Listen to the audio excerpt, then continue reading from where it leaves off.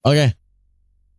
Ini ada hadis, namun hadisnya do'if, bukan maudhu, arti do'if.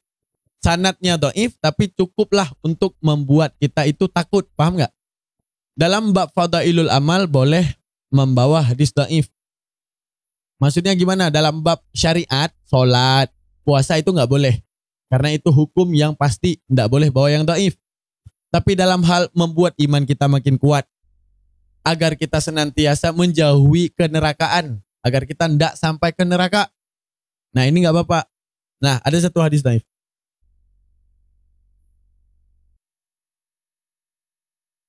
Apa dikatakan gini? Diriwayatkan bahwa Allah Subhanahu wa taala memerintahkan Jibril alaihi salam untuk mengambil api kepada malaikat Malik Zabaniyah. Siapa malaikat Malik Zabaniyah, teman-teman?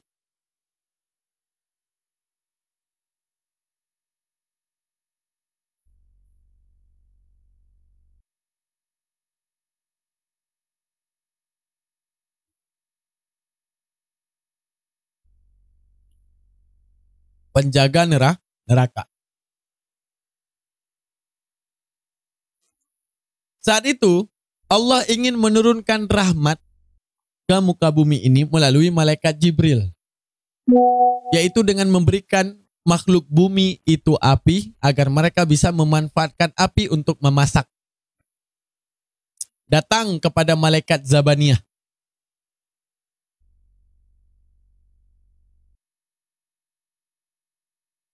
Maka datanglah malaikat Jibril kepada Adam alaihissalam dengan membawa api hingga nantinya dia bisa memasak makanan. Maka berkatalah malaikat Malik. Nah ditanya, Jibril, ya, kenapa kita bertemu? Aku diamanahin oleh Allah untuk mengantarkan api kepada Adam, agar dengan api ini dia bisa memasak. Berarti tujuannya apa? Maksudnya di sini apa nanti api dikasih gitu? Enggak, dikasih korek gitu kan. Pemahaman tentang adanya api, paham nggak? Memberikan pemahaman tentang adanya api. Bukan datang dari surga, malaikat Jibril bawa api nih, gotong api. Ini Adam, korek ya. Bukan dikasih korek, paham sampai di sini? Paham sampai di sini? Api di dunia akan muncul ya, setelah diamanahkan oleh Allah untuk mengambil manfaat daripada api ini, yaitu dengan memerintahkan Jibril untuk meminta api neraka daripada Malik Zabaniyah untuk diturunkan kepada Nabi Adam. Namun apakah dibawa korek sama Jibril? Kagak. Pemahaman tentang menghasilkan api. Paham maksud saya? Pemahaman tentang menghasilkan api. Paham maksud saya? Oke. Ditanya oleh malaikat Jibril.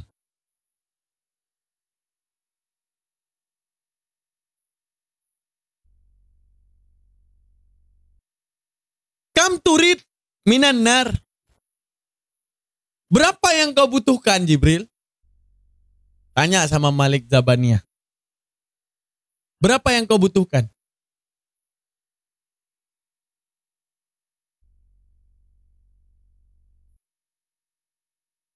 Jibril menjawab, aku menginginkan sebesar buah kurma.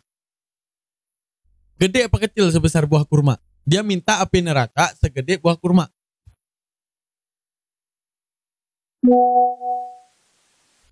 Kecil apa gede? Teman-teman? Kecil apa gede? Kecil. Apa jawaban Malik Zabaniyah?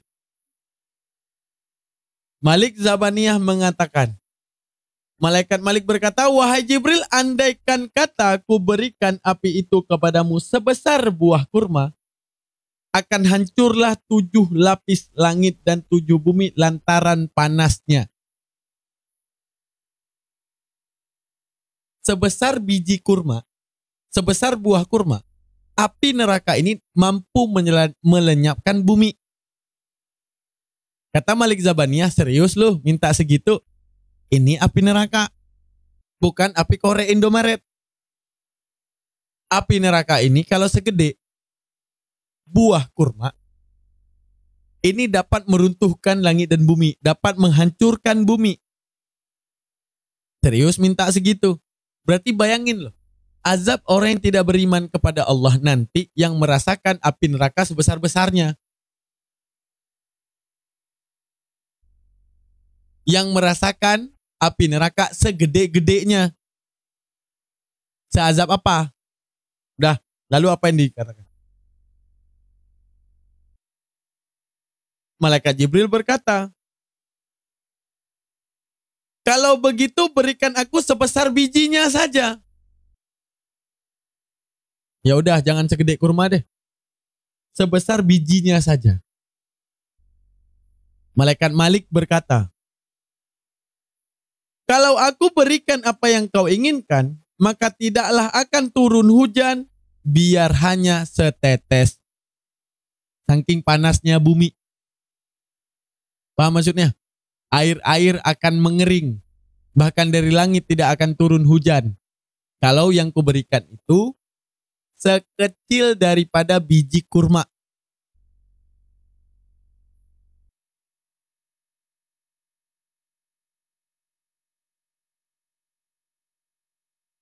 Tidak akan pula ada tumbuhan-tumbuhan yang akan tumbuh. Lalu malaikat Jibril memohon kepada Allah Subhanahu wa taala, "Ya Allah, segede apa sih aku harus minta api kepada Malik Zabaniyah? Ambillah sebesar zarrah." Zarrah itu biji bayam. Biji bayam segede apa, teman-teman? Aku nggak tahu biji bayam segede apa.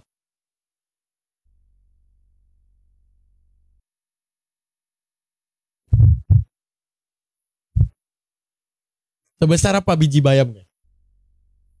Nah, lalu dibilang oleh Allah, minta saja sebesar biji bayam. Malaikat Jibril mengambilnya sebesar biji bayam, lalu dia celupkan ke dalam danau sebanyak 7 kali, lalu dihadirkan kepada Adam alaihissalam, diletakkan api tersebut di atas gunung yang sangat tinggi, hancurlah gunung itu.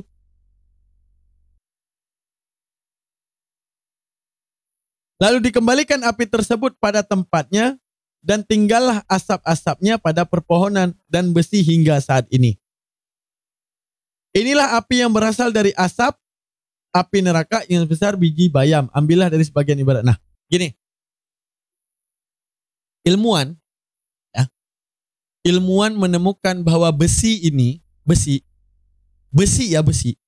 Coba kalian lihat penelitian ilmuwan. Bahwa besi ini tidak datang dari bumi. Tahu kalian? Bahwa besi ini tidak datang dari bumi. Tapi ini adalah benda asing yang ada di bumi. Lalu di dalam hadis Rasulullah dari asteroid, benar. Di mana hadis Rasulullah mengatakan bahwa, apa yang dikatakan?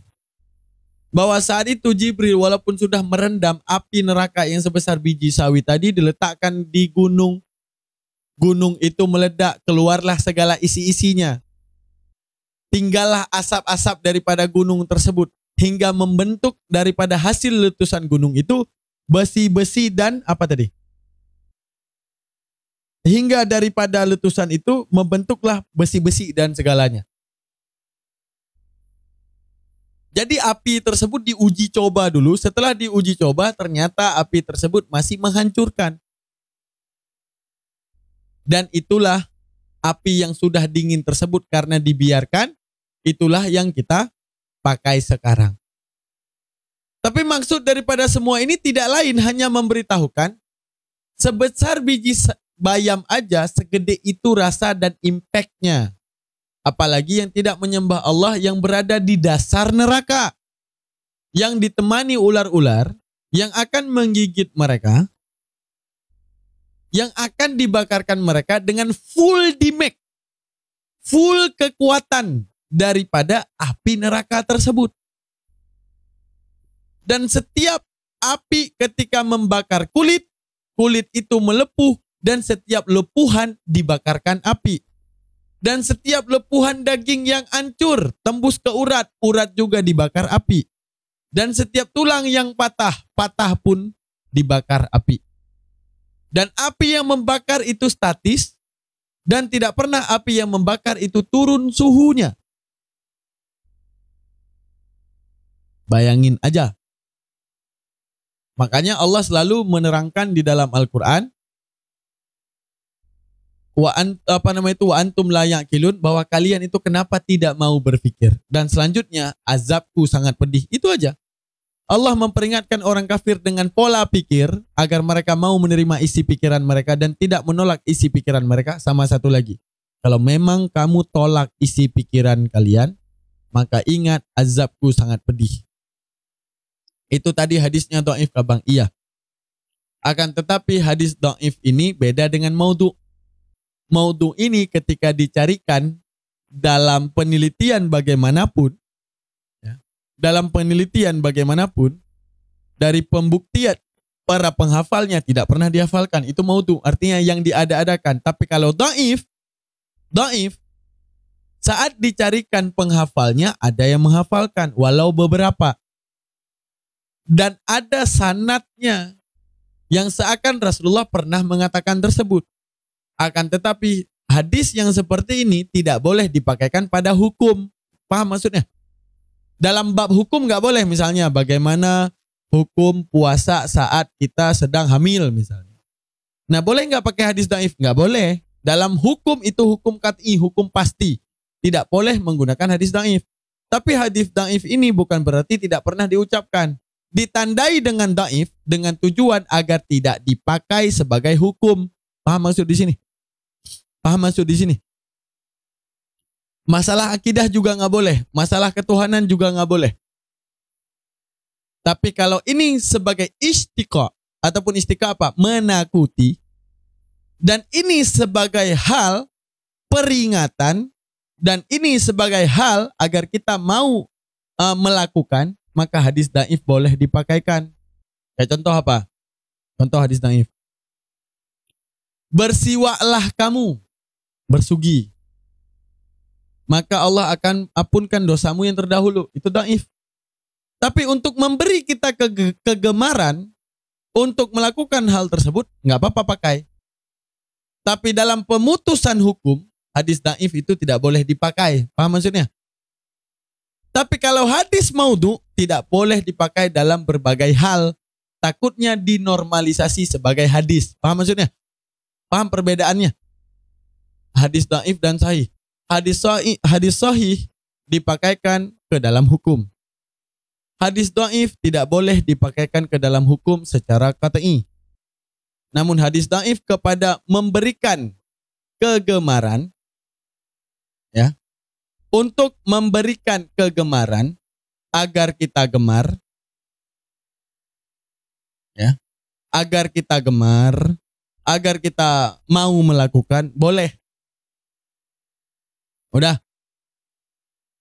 Terus hadis dhaif ini untuk menakuti dan agar kita takut, enggak apa-apa. Nah, hadis maudhu tidak boleh dipakai dalam aspek manapun. Tujuannya apa? Kenapa? Misalnya ada hadis maudhu. Contoh, tutuplah kalian aurat. Karena binatang tidak menutup aurat. Misalnya, maudhu. Kenapa tidak boleh dipakai padahal isinya bagus? Takut ternormalisasi sebagai hadis. Paham maksud di sini? Paham maksud di sini? Takutnya ternormalisasi sebagai hadis. Nah, itu dia. Dalam ihmal wa ahwal hadis.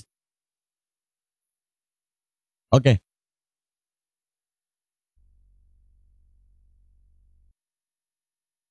Nah, oke. Coba, mana lagi?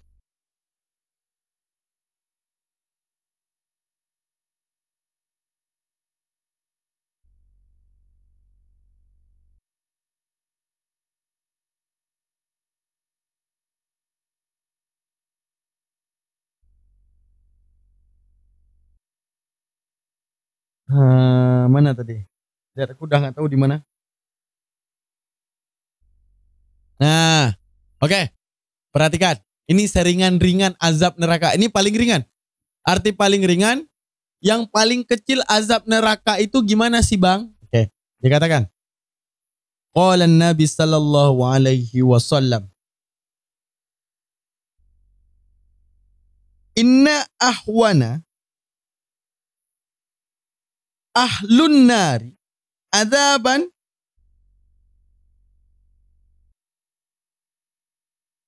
man lahu na'lan minan nari. Nah, sepaling kecil nih ingat. Ini yang paling kecil. Insya Allah kita sanggup tahan ya. Insya Allah ya. Ya. Insya Allah oten-oten sanggup tahan ya. Karena ini paling ringan azab daripada neraka. Insya Allah yang belum beriman kepada Allah, insya Allah sanggup tahan. Karena ini paling ringan daripada azab Allah. Apa paling ringan daripada azab Allah? Apa? Ada yang tahu?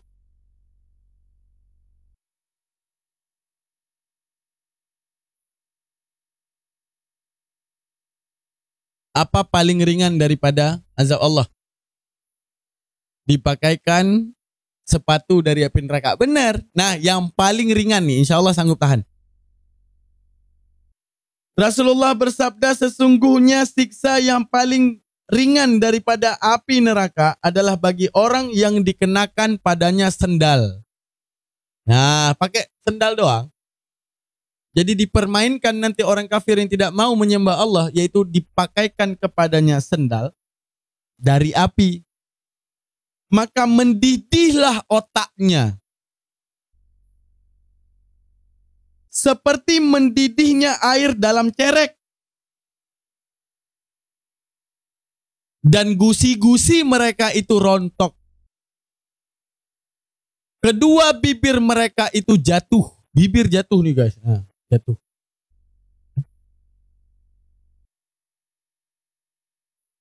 Kobaran api keluar dari dalam perutnya dan dari kedua telapak kakinya. Sedang dia benar-benar mengetahui bahwa dirinya yang paling pedih siksanya di antara penghuni neraka. Paham maksudnya?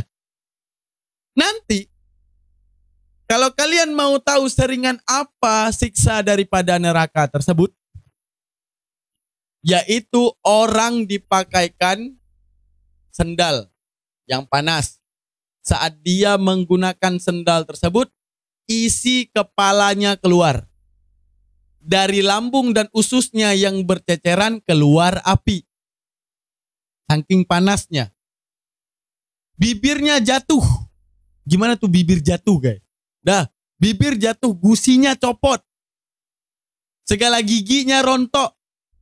Dan dari perutnya itu meledak, keluar api. Dan dia merasakan dialah yang paling pedih. Paham gak maksudnya? Paham maksudnya? Yang pernah saya jelaskan. Di dalam neraka ini tidak ada perbandingan. Apa perbandingan? Contoh. Bang Mogi dihukum oleh polisi, disuruh kera pagar. Saya disuruh oleh polisi push up 1000 kali. Bang Mogi masih bisa bilang, untung gua disuruh hitung pagar. Enggak disuruh push up seperti idaman. Nah, dalam neraka enggak ada perbandingan. Saat kamu punya azab yang paling ringan, yaitu menggunakan sendal, yang sendal itu membuat segala isi daripada kepalamu keluar dari kupingmu, dan isi perutmu meledak dan mengeluarkan api. Dan kamu merasakan bahwa diri kamu adalah orang yang paling tersakiti, yang paling sakit dan sakit banget. Paham maksudnya? Dan itulah seringan-ringan azab daripada api neraka. Insya Allah sanggup ya. Insya Allah sanggup ya. Sanggup nggak? Sanggup ya. Guys, pada sanggup ya? Insya Allah ya. Enggak sanggup. Enggak. Enggak, oi. Bukannya sanggup, bukan pada sanggup nih. Padahal itu seringan-ringan loh, yang paling kecil. La haula wala quwata illa billahil aliyyil azim. Makanya Allah tidak mau punya hutang terhadap hamba yang tidak menyembahnya. Hah? Arti tidak mau punya hutang, setiap orang yang tidak beriman kepada Allah, selalu Allah balaskan di muka bumi ini. Allah capaikan cita-citanya, Allah buat mereka hidup dengan enak, Allah buat mereka merasakan segalanya. Di balik apa yang udah mereka perlakukan baik. Mereka berbuat baik, Allah langsung balaskan di bumi. Karena apa? Biar tidak ada Allah itu utang budi sama mereka. Sehingga saat mereka dibakarkan, emang benar-benar dalam keadaan perih sepedih-pedihnya. Karena pertama Allah ingatkan dalam Al-Quran, berpikirlah. Yang kedua Allah ingatkan di dalam Al-Quran, azabku sangat pedih. Tuh. Paham maksudnya? Dua yang diingati Allah. Pakai pikiranmu. Tolak isi pikiran. Oke, azabku sangat pedih. Paham maksudnya? Isi daripada Al-Quran adalah pola pikir. Ketika pikiran terhadap Al-Quran ini disuguhkan terhadap mereka, mereka tolak isi pikirannya sendiri. Kata Allah, azabku sangat pedih. Artinya apa? Keinginan terhadap neraka ini bukan karena Allah memberikan, tapi mereka memang mau. Apa mereka mau? Buktinya, kebenaran yang hadir di otak mereka, mereka sendiri yang singkirkan pemikiran tersebut. Paham sampai di sini?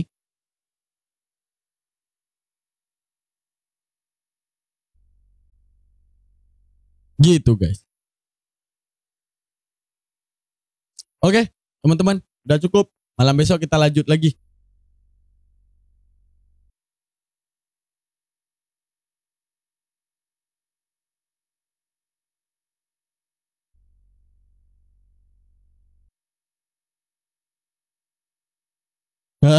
Ini seru. Kita lanjut dikit lagi ya. Ada satu hadis yang penting di depan. Apa yang dikatakan di dalam hadis tersebut? Nanti penghuni neraka. Nah, apa yang dikatakan? Berkata ahlun nar. Besok libur ya, kita langsung ngomongin aja malam ini, penting ini. Berkatalah ahlun nar kepada Malik Zabaniyah. Nah, nanti penjaga neraka dengan ahli neraka saling berbicara. Ahli neraka ngomong kepada penjaga neraka yaitu Malik Zabaniyah. Diserukan, dipanggilkan malaikat Malik Zabaniyah. Akan tetapi tidak pernah terdengar suaranya ke daratan sehingga 40 tahun. Arti sehingga 40 tahun, sebegitu dalamnya neraka khusus buat mereka. Makanya dibilang awalun, seawal-awal daripada siksa neraka yang diterima penghuni neraka, yaitu ditendang dari atas neraka jatuh ke bawah.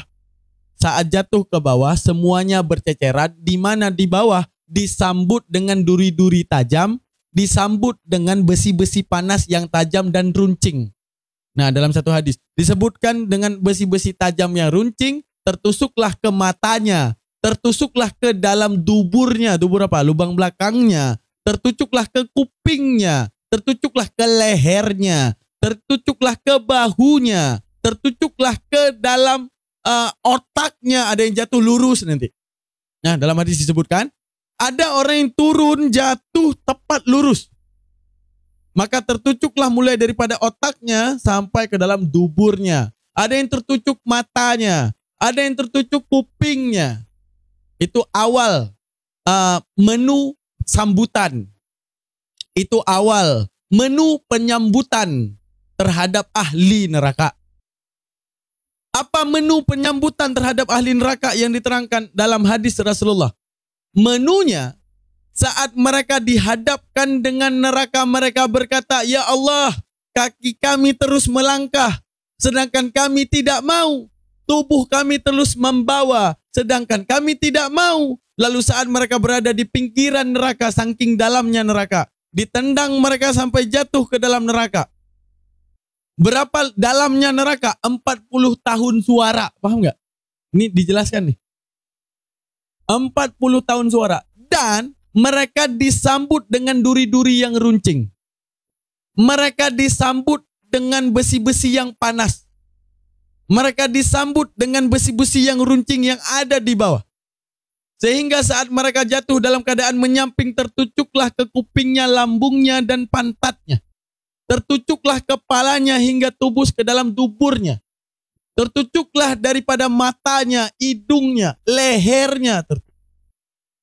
Itu sambutan pertama daripada neraka kepada mereka. Paham? Itu sambutan pertama. Lalu apa yang dikatakan? Mereka berkata. Lalu Malik Zamaniyah berkata kepada mereka, sesungguhnya kalian itu adalah orang-orang yang tinggal dan kekal di dalamnya. Saat mereka merintih, seakan-akan mereka mencari harapan. Saat mereka merintih, seakan-akan mereka menanti harapan untuk keluar daripada neraka. Tapi Malik Maut bantahkan dengan perkataan, sesungguhnya kalian kekal di dalamnya. Sesungguhnya kalian akan tinggal di sini selamanya. Selama langit dan bumi kekal kalian akan di sini. Lalu merintihlah ahli neraka. Lalu memintalah ahli neraka. Apa yang dikatakan? Wahai Tuhan kami, keluarkanlah kami dari api ini. Kalau nanti suatu saat kami berbuat maksiat, niscaya kami termasuk golongan-golongan orang yang dolim. Coba ya Allah, sekali aja seumur hidup bangkitkan kami. Sekali aja untuk kami kembali menyembahmu. Tidak akan kami sembah selainmu. Mereka meminta lagi untuk hidup. Dalam Al-Fat ayat 57 Allah sebutkan, begitu panjang umurmu, begitu bagus otakmu untuk mampu berpikir. Jadi Allah bilang, sudah cukup umur yang kuberikan. Sudah cukup otak yang bagus yang kutanamkan. Tapi engkau mendustakanku. Maka terimalah azabku.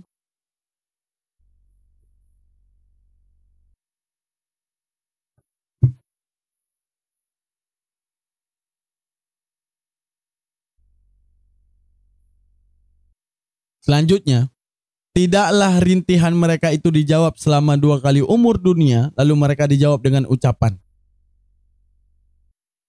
tenang dan diamlah di dalamnya dan jangan berkata-kata. Dicuekin sama Malik Zabaniyah. Udah tenang aja, nikmati aja yang udah kalian buat. Kan kalian sendiri yang meminta. Begitu banyak kebenaran yang dihadirkan kepada kalian dan kalian mampu berpikir. Yang nolak juga siapa? Gue. Ataupun Tuhan yang gak mau kalian? Enggak, yang nolak siapa? Kalian. Azabku sangat pedih kata Allah. Yang nolak siapa? Kalian. Yang gak takut siapa? Kalian. Yang menginginkan pembakaran ini siapa? Kalian juga. Kenapa alasan menolak pembakaran ini? Karena kalian tolak isi pikiran kalian terhadap kebenaran tersebut. Itu yang terjadi teman-teman. Itu masalah neraka. Makin ganteng teman-teman ini. Tiba-tiba lagi cerita neraka Ulan nih. Ulan! Wah Ulan gak dengar masalah neraka. Ulan banyak lalainya. Gak takut Ulan? Gak takut dibakar api neraka. Kita lagi ngaji masalah api neraka nih. Wah. Dah gitu guys. Bayangin. Penyambutan daripada api neraka itu. Baru gabung maaf. Lain kali sering-sering gabung. Ikut ngaji Lan. Ulan udah lama gak di dunia debat Lan ya. Dah gitu guys. Bahwa penyambutan daripada api neraka dan azab daripada api neraka yang paling kecil saja mengerikan. Apalagi orang kafir yang dijanjikan azab yang paling pedih sepedih-pedihnya. Bayangin. Paham ya? Seperti itu guys. Nah, wallahu alam bisawab. Kita tutup kitabnya. Terus kita bakal apa? Ngapain kita?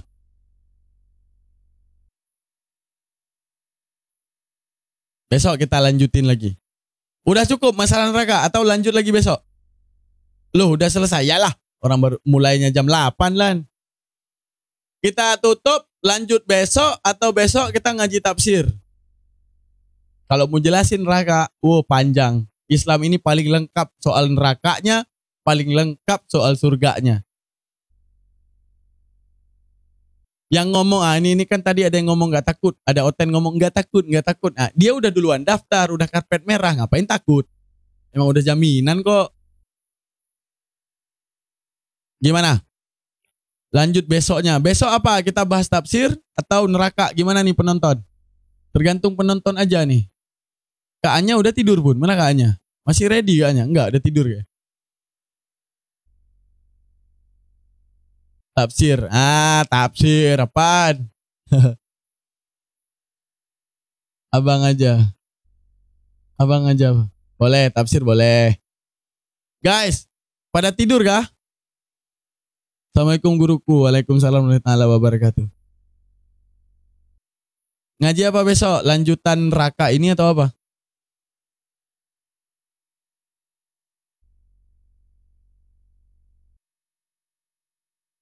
Belum lah guru, bagus.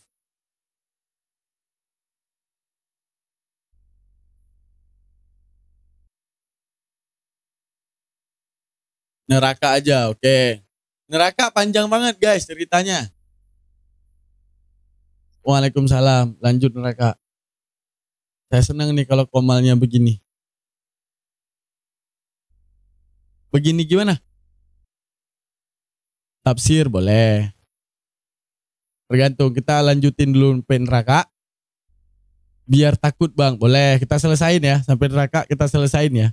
Karena di depan itu ada beberapa pembahasan guys, masalah neraka ini. Pembahasan masalah neraka, judul-judulnya ya, saya baca judulnya ya. Masalah neraka. Abwabin nar, apa itu? Pintu-pintu neraka. Selanjutnya apa? Abwabil jahannam, pintu jahannam, neraka yang paling khusus buat orang kafir. Neraka yang paling VIP terhadap orang kafir. Alasan penggiringan terhadap masuknya seseorang ke neraka. Menerangkan tentang malaikat Zabaniyah penjaga neraka. Penghuni neraka serta makanan dan minumannya. Macam-macam siksa menurut amal perbuatan manusia.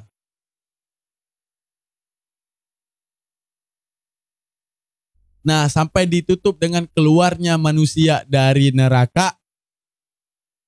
Are you ready? Are you ready guys? Lama ini kalau kita mau bahas neraka nih. Bahas aja ya. Aman ya?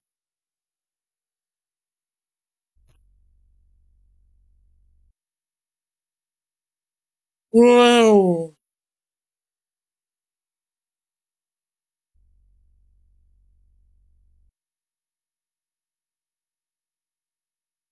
Oke. Ya daripada game tetap dong. Game metal tetap dong. Kita tutup dulu. Doa dulu. Apa tuh? Doa dulu.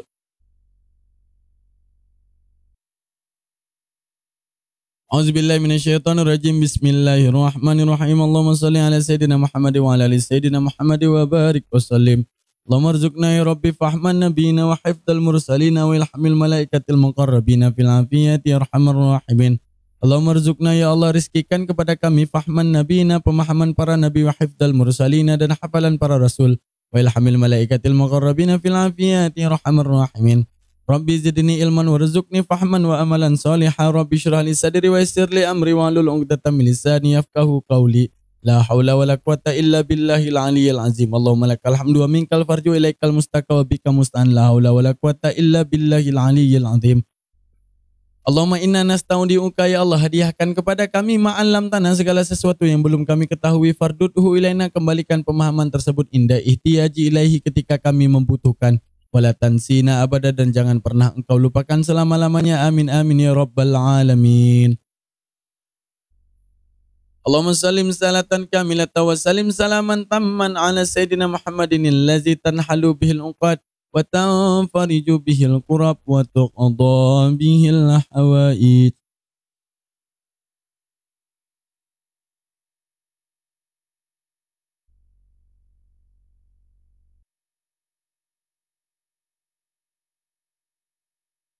وتقضى به الحوائج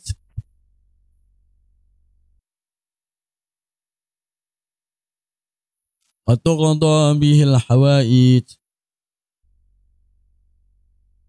وتنال به الرغائب وحسن الحواتم بوجه الكريم وعلى الوصاب في كل لمحة ونفس بعدد كل معلوم لك يا رب صل على محمد يا رب صل عليه وسلم سبحان ربك رب العزة عما يصفون وسلام على المرسلين والحمد لله رب العالمين. الفاتحة. ورحمة الله. أعوذ بالله من الشيطان الرجيم. بسم الله الرحمن الرحيم. الحمد لله